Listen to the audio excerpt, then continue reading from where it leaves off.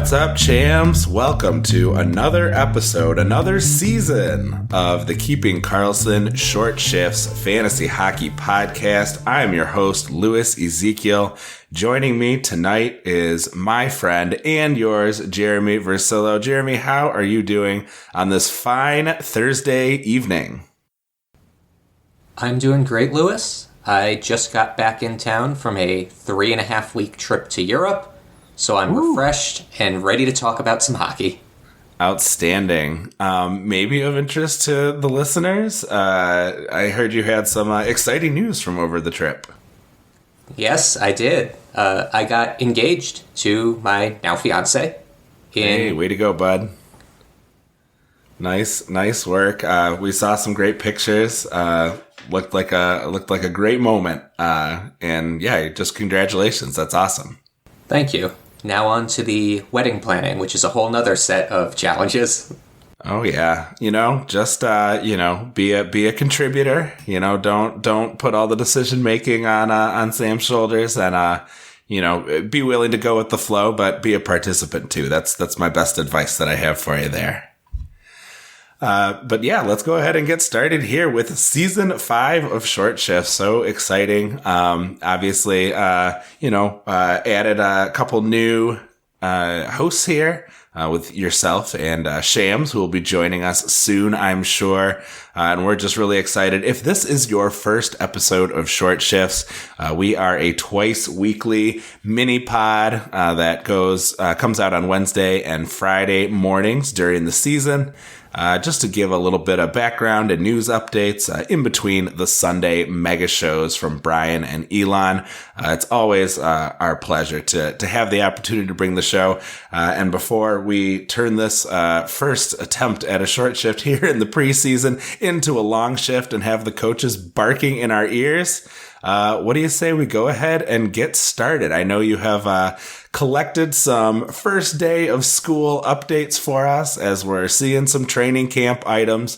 As always, we want to remind listeners, take all of the news, especially from early in training camp, with a big grain of salt here, but we've tried to sift through and find the things that stand out as particularly interesting and that might have some staying power, as opposed to kind of dwelling on things that, may just be coaches trying something on an early day, maybe as a motivation technique, that sort of thing. So what's going on in the training camp world here, Jeremy? The biggest piece of news came out, I think, this afternoon. It was one of the last things I saw. Apparently, Logan Couture has picked up an injury and is now week to week. That means he may be in jeopardy of missing the start of the season. Yeah, and if nothing else, he might be a little rusty there as he takes some time to get his legs under him. Obviously, the Sharks not expected to be, super offensive, but, he's a guy who's been, a pretty steady, reliable contributor, should definitely be drafted, in my opinion. But yeah, that's got to take the shine off him a little bit there.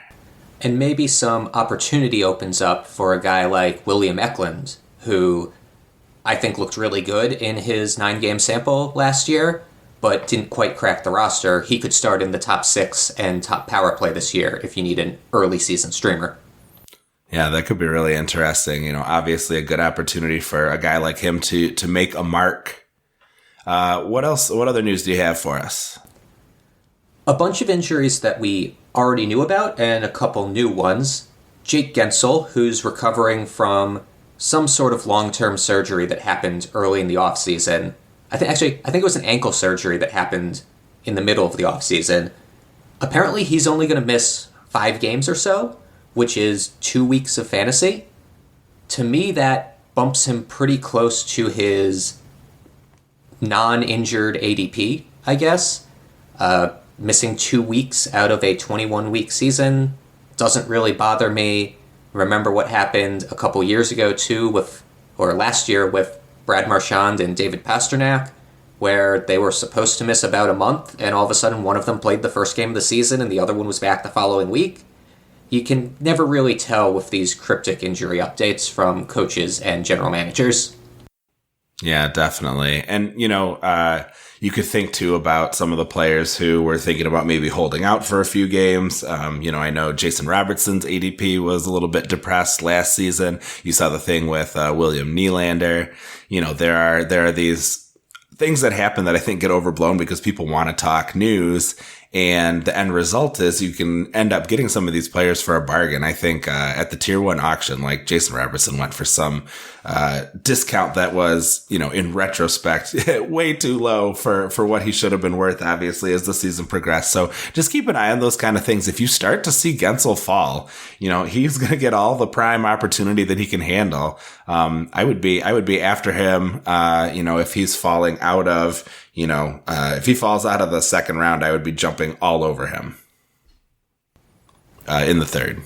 Agreed. I'd be starting to look his way in the third, or if somehow he makes it to the fourth round. That would be fantastic value. Yeah, you would love to see that. Nikolai Ehlers with some neck spasms. We don't have a ton of information about this, but there's another one to keep an eye on. He was lining up with Perfetti and Niederreiter, which is kind of an interesting combination. Although, again, the struggle with Ehlers is always, doesn't he deserve that more prime deployment? So that could be something worth keeping an eye on. When we get to the line combos here in just a second, we'll talk about some of his Jets colleagues who might have an interesting line combination there as well. Anything else of interest in the injury section here? 2 really minor injuries that I think are more just first-day jitters than real news. Taylor Hall, who was going to be riding shotgun with Bedard, has a lower body injury that is not too significant. I suspect that's not going to affect anything.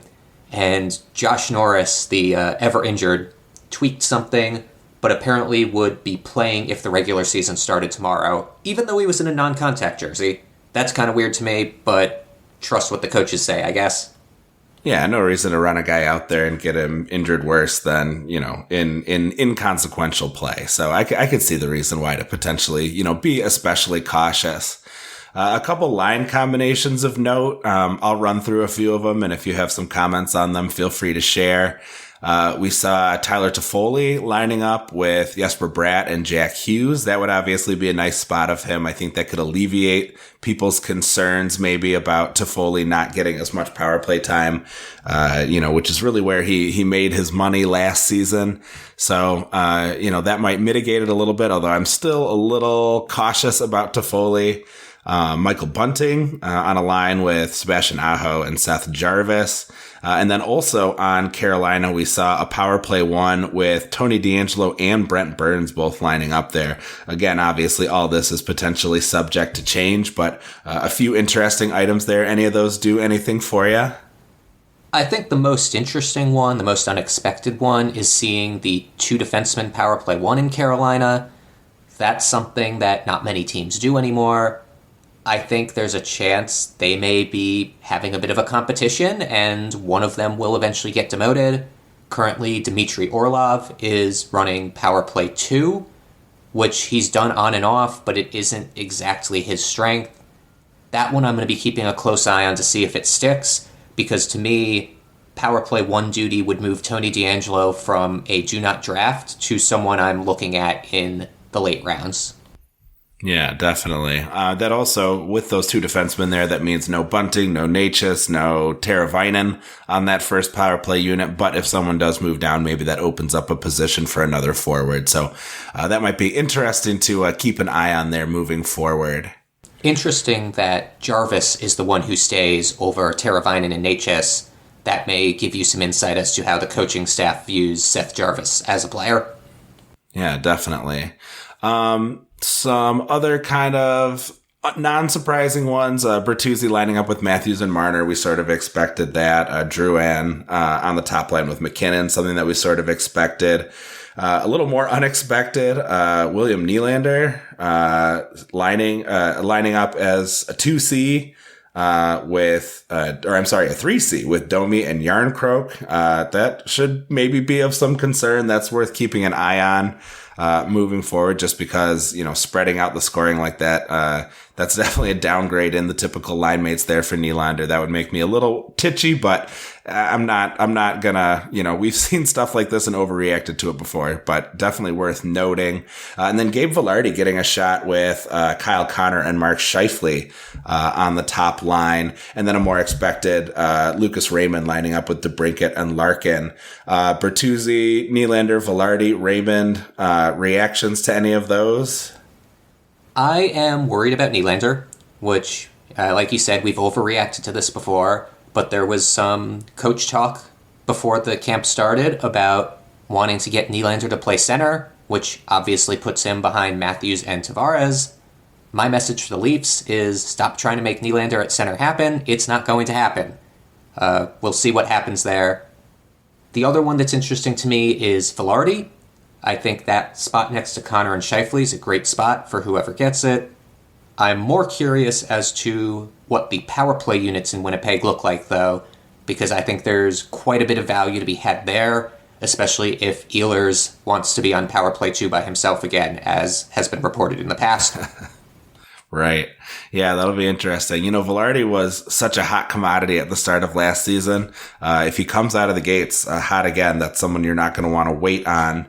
Obviously don't hold on too long when he cools off, but like I did last season. But we've seen him start hot. So that's a guy I've got my eye on, definitely. If not to grab in the late rounds, then to keep, on my watch list on the waiver wire for sure. All right. And then for the next part of the episode, with the news done here, we wanted to think about some players that we might want to buy and sell moving forward into the drafts. Basically, we set these up where, guys we want to buy are underrated guys who should be going somewhere between a bit and significantly higher than their Yahoo ADP. Obviously, players who are already towards the top of the rankings have only so far that they can go up. But some players that we like a little bit more than the Yahoo ADP, or some of them significantly more. And then guys that we want to sell are folks that we think are overrated and someone who should be going a bit or significantly lower than their Yahoo ADP. We're basing our Yahoo ADP off of Dom Lucian's most recent sheet. And then if we include Dobber rankings, those are based on the guide as updated as a few days ago, and Fantrax and Cacupful ADP as of Thursday. The Cacupful, of course, is the Keeping Karlsson Ultimate Patron Fantasy League. Still accepting people onto the wait list. We are 630 managers strong. I am not a math teacher, so I can't do a quick divide by 14 and figure out how many leagues that is that are full, but it is going to be a huge season for the Cacupful.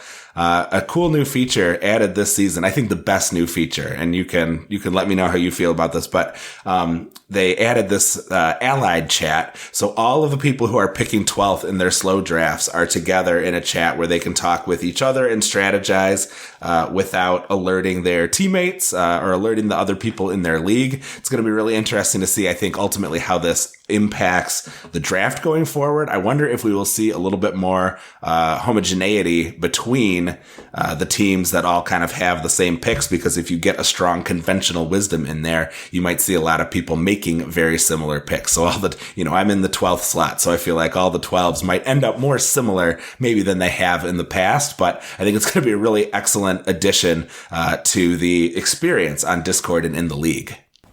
Yeah, the homogeneity is definitely a concern. I hadn't thought of that until you brought it up, but I also think it's really cool to be able to talk through your picks with people who are picking in the same spot and have put a lot of mock drafting into this. Shout out to Team PJ, Allied Chat, the 6th spot. We've had some good discussions about the first round and the goalie situation in Cacupful this year.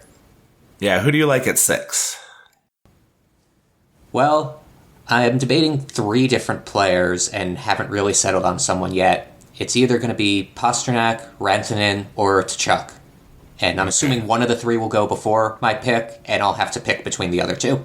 I'm guessing Matthew, not Brady? Correct, Matthew. Okay, great. All right, well, let's jump into some players that we want to buy who we like more than their Yahoo ADP. I'm going to start with one that maybe is a bit obvious. His Yahoo ADP is way depressed, and I think in large part it's because this is a guy who only scored 8 points in 13 games last season. But that's Zach Werenski.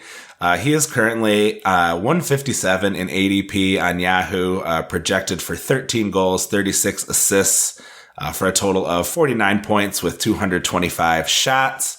Dauber also kind of down on him, has him down at 166 with pretty similar numbers, 13 goals, 37 assists, 195 shots. He's got him just behind Moritz Seider and ahead of Drew Doughty. On Fantrax and Cupful, though, he is much higher, 68th ADP on Fantrax, with very similar numbers, and 70th and climbing in Cupful. Fantrax and Yahoo have him shooting his second lowest shooting percentage of his career. I'm kind of hopeful that with a non-toxic coach and a more comfortable Johnny Gaudreau, Werenski could impress, maybe threatening the high teens in goals. If he shoots 7%, that would get him to 16 on those 225 shots that they're projecting, and could push into, maybe 45 assists. So that would get him shooting 70 or 7% and getting 45 assists would put him over 60 points. And he is pretty solid for peripherals as well. It would, I admit, take a combination of factors that the Jackets haven't been able to put together lately. That would be obviously personal health for Werenski, blue line stability overall, and maybe not being in a panic about your goalie playing way below average. But I think that those are things that can definitely happen. Those are measures that are, not within anyone's control necessarily, but that I think, it would take a lot of, vengeful fate for Columbus to be struck with injuries and with goalie play as bad as they were last year. So I like them to rebound a bit. I think their top offensive defenseman will reap some of that benefit. The four defensemen ahead of him on Fantrax are Morrissey, Sergachev, Montour, and Hughes, all of whom have at least a bit of a question mark. Morrissey and Montour are tier 3 goalies. Hughes and Werenski are tier 4, and Sergachev is tier 5, based on Brian and Elon's Charcuterie episode, where they tiered all of the defensemen. So I like Werenski a little higher than, definitely higher than he is being drafted in Yahoo. I think if you can get him around 100, you are banking some serious points and some goodwill, but I might not even wait that long. I think, if you get into the 80s and he hasn't been picked yet, I would be happy with Werenski as my top defenseman this year. I am fading D a little bit. I've been talking with Shams about his strategy, and that was something that he did last year, and I might try to copy him a little bit. Couldn't agree more on Werenski. I think he's a low-end D1, high-end D2, like a rank 15 to 20. I think he'll benefit a lot from a healthy Columbus team with what should be a pretty good power play. Maybe some minor concerns about losing the power play slot if, they want to rest him a bit or save him for heavier minutes. They've added Damon Severson this year, who's somehow run power plays in the past. I'm not sure I agree with it, but it would give them a bit of a different look. And David Jiricek, the 6th overall draft pick from last year, also could make the team and is a future PP quarterback, but probably not immediately. Yeah, I think of him as a future guy. They should give him some sheltered minutes, let Werenski do his thing. Provorov is in there too, right? So I think the heavy minute defensemen, like the guys who can do some rugged defensive play, I like that. So give me your first player that you want to buy above their Yahoo ADP. Very similarly to Werenski, Mike Matheson is heavily underrated in Yahoo. His rank on Yahoo is 446th. He does not have an ADP based on the most recent iteration of Dom's sheet. His Fantrax ADP is 115, his Cupful ADP is 111, and by VORP, I actually have him just behind Werenski. I have Werenski as D16 and Matheson as D18 based on Dom's projections. His point pace last year was 58 points. In addition to all of the shots, hits, and blocks he adds, he also, I think, was a bit unlucky on the power play. Well, I don't think he was unlucky personally. I think Montreal's power play just sucked, and having Caulfield healthy the whole year should help that a lot. Yeah, you'd have to imagine. And Matheson's secondary assist rate was only 30% when his career average is about 45%, and most defensemen of his ilk run between 45 and 55%. So I think there's even more room to luck into secondary assists.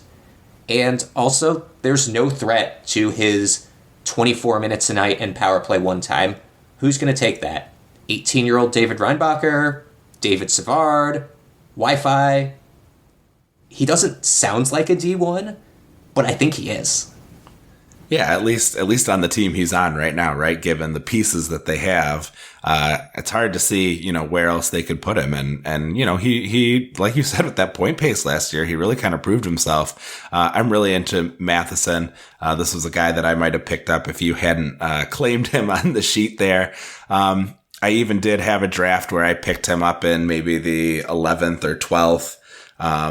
And had him as a top D. Probably not going to be my real life strategy, but, I think he could be a really good second D, because he's going to get, I think, a lot of opportunity, as you point out, and certainly could luck into a few more.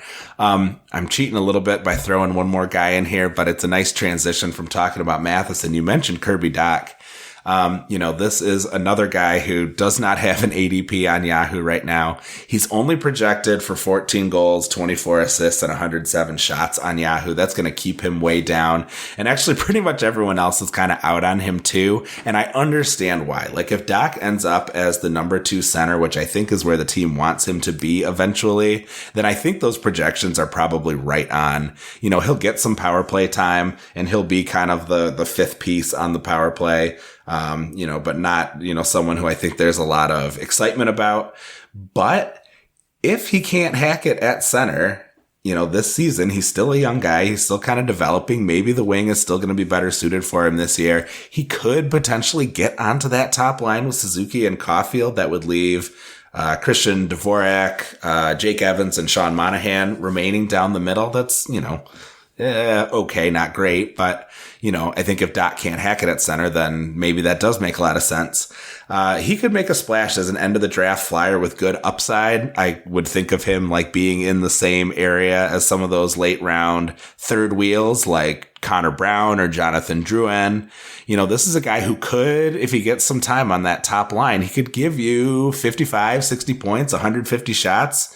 Maybe with a valuable right wing position eligibility from the last round of your draft with likely power play 1 deployment and possible line 1 deployment.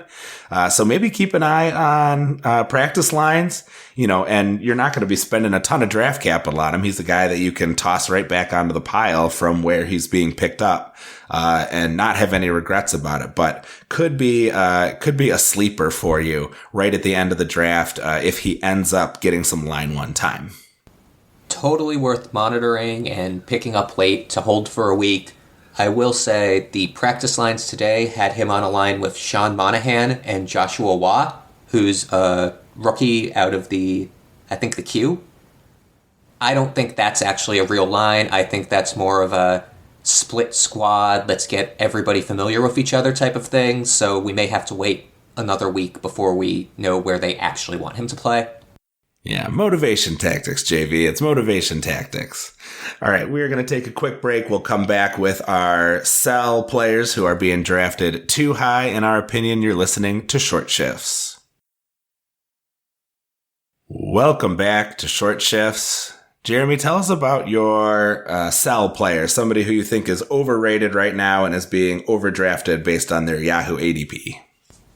My sell player is someone who has been a first-round draft pick in recent years, first-round fantasy draft pick, that is, Brad Marchand. Not only is he aging and starting to show that aging curve in his point totals, but also I'm pretty confident that Patrice Bergeron was the straw that stirred the drink there. Here's some with or without you numbers from Natural Stat Trick. For those of you who don't know, with or without you or WOWY numbers basically look at what two players did while they were on the ice together as far as Corsi, Fenwick, expected goals, and then looks at what each individual player did while the other one wasn't on the ice in different line deployments or because of injury. In the case of Marchand and Bergeron, Marchand's expected goals for per 60 drops from 3.52 to 2.78. If you look at the 10.5 minutes a game over the whole season that he played with Bergeron, that's about 10 less goals the Bruins are going to score with Marchand on the ice because Bergeron isn't there, or about 7 points if you assume a 70% IPP. Similarly, on the power play, the expected goals for dropped from 9.5 per 60 to 6 per 60. And you look at the total minutes they'd play over a season, it's another 14 or so team goals, or 10 points for Marchand. Now, I don't really think Marchand's going to lose 17 points because Bergeron isn't there, because they're going to find, especially on the power play, just a different way to run it that will work with the personnel they have. But even say he loses 7 points off of his projection, and I'm going with Dom's projection, which would not factor this in. Dom has him projected for 77 points, pretty good. Take 7 points off of it, and he drops down from like the mid-70s in value to the 120th ranked player in Dom's sheet. And his Yahoo ranking is 36th, and his Yahoo ADP is 38th. So he's already getting overdrafted, and I think he's going to be worse than the projections have him. Yeah, a lot of name recognition. Obviously, people talking about him as he just got the C on his chest. So yeah, something to watch out for there. I thought that was a good observation. I love to have those wowie numbers, especially when you've got a player leaving the team. I think that, provides you a lot of value in terms of being able to, make some projections based on, how things have changed there. So some good sleuthing for you. Maybe mine is a bit, of a slam dunk here, but this was a guy who overachieved last season and I think is very unlikely to be able to repeat what he has. In fact, the projections have him not repeating either. I'm talking about Jamie Benn here. He's currently up there at 75 on Yahoo ADP, projected for 26 goals, 35 assists, and 188 shots. Dauber has him around the same numbers, but a little bit lower, at about 101. Dauber does project hits as well, so he's got a hit per game for him. Fantrax ADP, 159. Cupful ADP, 150 and falling. I think that's, maybe a better spot to put him here. Benn shot about 6.5% above his previous 3-year average last year. And while Yahoo projects his shooting percentage to fall about 4% already in their projections, I think the floor could be lower. If he shoots at his 2021, 2022 levels, which is like 10% instead of 17%, he would only net 18 to 19 goals on those 188 projected shots. And I think he is well established on that top power play. But they were 5th last year in the league in power play conversion. Benn could take another hit there if they drop any lower. 25 of his 61 projected points are power play points. That's nearly half. And Dallas is only 2 seasons removed from being not 5th, but 11th. At 22.5%. Jason Robertson's evolution, I think, certainly helps there. But Pavelski and Benn aren't getting any younger. And I think it's unlikely that he's able to certainly repeat what he did last year. But I think he's even going to come in maybe a little bit lower than Yahoo is projecting. That's a good call out. I think Benn is definitely on that aging curve of a banger player where he hits that cliff and it goes fast. I'll also point out that each of the last 2 seasons, he's lost another minute of time on ice. 2 years ago, he played 17 3/4. The year before last, he played 16 3/4. And last year, he was under 16 minutes a game time on ice. So if that continues to fall as some of the younger guys like Wyatt Johnson and Logan Stankoven and Maverick Bourque come into the league, you could see even less points by virtue of less ice time. Yeah, I was surprised, I think, to see Tyler Seguin fall off faster than Benn did. I think with Benn's style of play, you'd probably project it, but I think last season might have been kind of like the last spasm of greatness out of Jamie Benn for fantasy. Certainly maybe worth streaming if you got a Dallas heavy week. That power play one is nothing to sneeze at. Probably deserves to be drafted, by the end of your draft, but in the top 100, no way. Top 125, no way.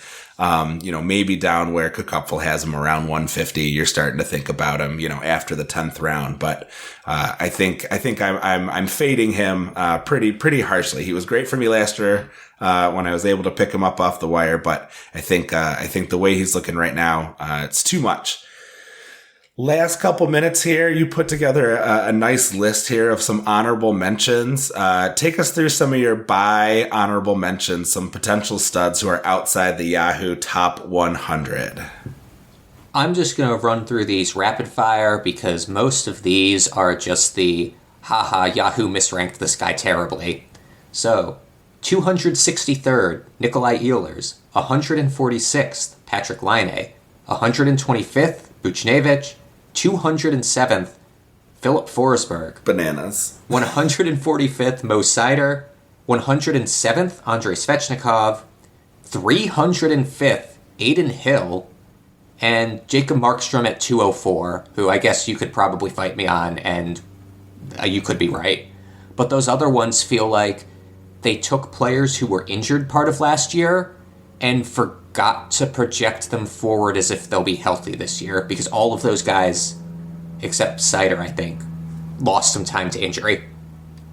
Yeah, Forsberg is going to get all the opportunity in the world for as long as he's healthy. Like, let's not, if your league is letting him go, as far down as he is there, even half as far down as he is there, that's a problem, obviously. Yeah, these are just people to, put on your watch list and see if people fade them. And if they're available in later rounds when they shouldn't be, make sure that your list has them and that you're not going to, skip over them for any reason. I don't have a... Oh, yeah, go ahead. Sorry. Just like Dave Benton used to say, it's okay to play in clown leagues as long as you win them. So if you're in a clown league where these guys fall, do it. Jump on them, man. Yes, of course. And I think I saw, and maybe he's moved up a little bit, but I saw Kyrou hovering around the 100 number there. If you've got Ben up at 76, there's no way Kyrou should be down there. He's going to be the guy, even more than he was last year, obviously, with Tarasenko out of the picture now. So that's another guy that I sort of had my eye on. Some players who were overhyped, perhaps, based on big seasons. Ryan Nugent-Hopkins way up there at 28. Too risky at the end of the second round, in my opinion, in our 14-team Cupful leagues. Not someone I'm going to be looking to get if I have the first overall pick to handcuff to Connor McDavid. Stuart Skinner also at 46. I think that's just, That's actually Jeff Skinner, not Stuart Skinner. Oh, I'm sorry, Jeff Skinner. I started looking at the goalies section, all the goofy goalies that are listed. Sorry, that is Jeff Skinner. Someone who I tragically traded away last season. Just one of my many disastrous decisions. But yeah, up at 46. I mean, Tage Thompson is a beast, no doubt about it. Alex Tuch is no slouch either. He's going to get great deployment. 46, though, awfully high. I don't know that I mind Claude Giroux at 74. I know you tossed him on there. He's not always going to get probably first power play deployment.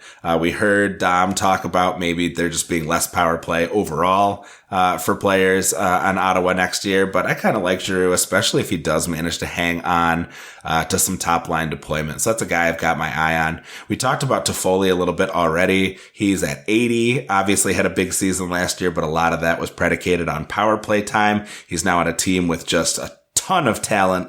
I think it's going to be hard for him to squeeze on a power play one. And then you've got Connor Bedard at 37. I don't know. I'm not ready to plant my flag on Bedard yet. Any thoughts on those overhyped potential big season guys? Bedard is the biggest enigma for me. I predict I'm going to be too cautious to be able to get him.